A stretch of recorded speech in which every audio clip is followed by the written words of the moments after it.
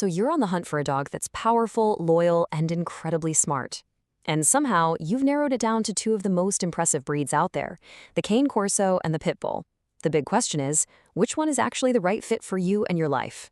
Well, let's get into it. Think of this as the ultimate matchup.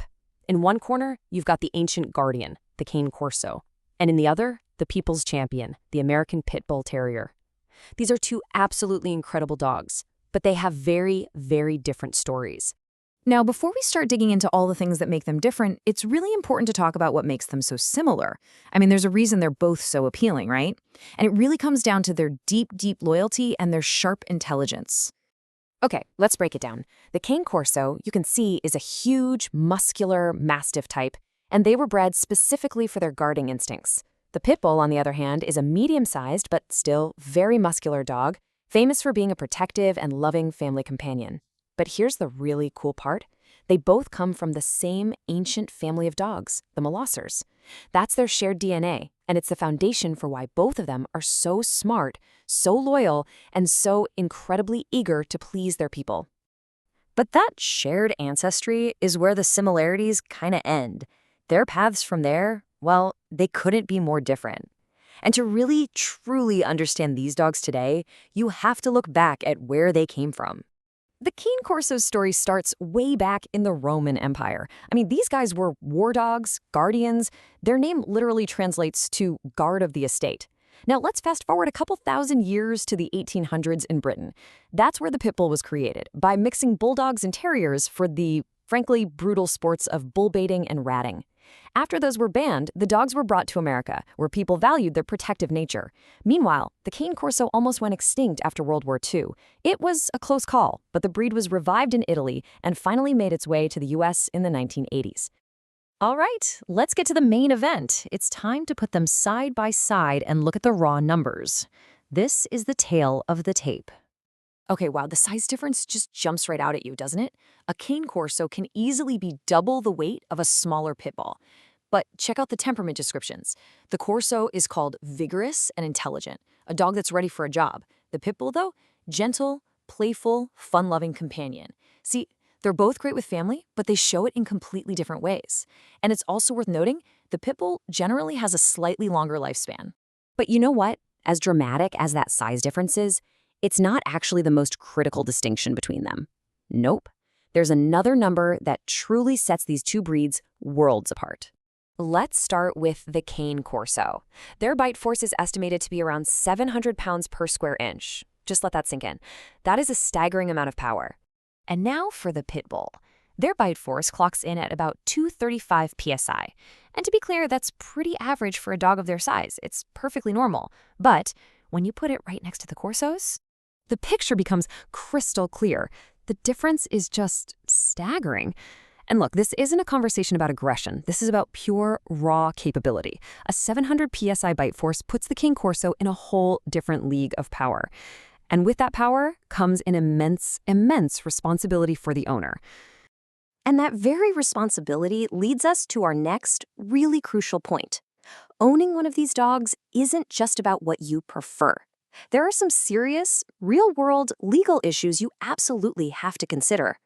So you can just pick the one whose look or temperament you like best, right? Well, unfortunately, it's not nearly that simple. The law might just have something to say about your choice. This is where something called breed-specific legislation, or BSL, comes into play. And get this, over 1,200 cities and counties across the U.S. have laws that either regulate or just straight-up ban certain breeds. This can totally dictate where you're allowed to live, what kind of homeowner's insurance you can get. It affects everything. And please, don't make the mistake of thinking this is just a pit bull problem. Sure, places like Miami-Dade County ban pit bulls, but then you have cities like Lone Tree, Colorado, which bans a whole category of fighting breeds. And yeah, that includes the Cane Corso. Ashton, Idaho specifically calls out and bans Corsos. The bottom line is both of these breeds face restrictions all over the country. You must check your local laws before you even think about bringing one of them home. All of this, the history, the power, the laws, it all brings us to the single most important factor in this whole equation. And it's not the dog's history. It's not its size. It's not its bite force. It's you, the owner. The absolute key to raising a stable, confident, well-behaved dog of any powerful breed is socialization.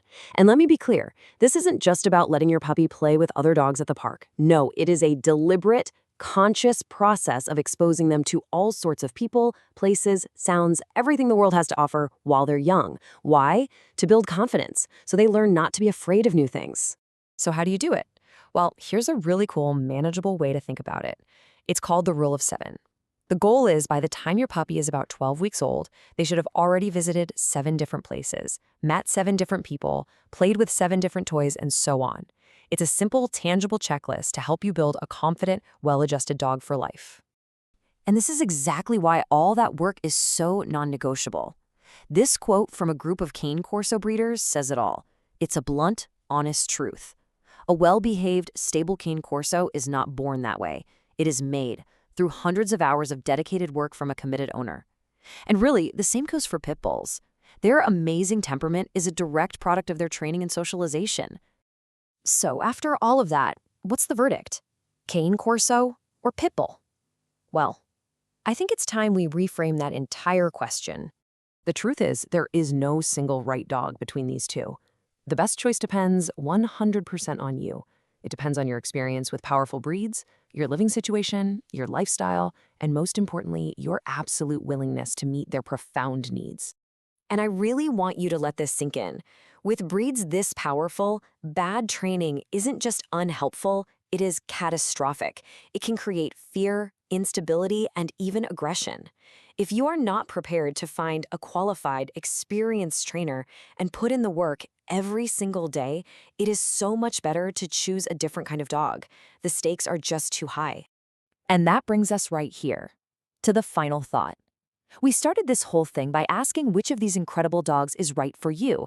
But after everything we've talked about, the real question, the one that truly matters, is the one you see right now. Are you the right owner for them? That's the question you have to answer.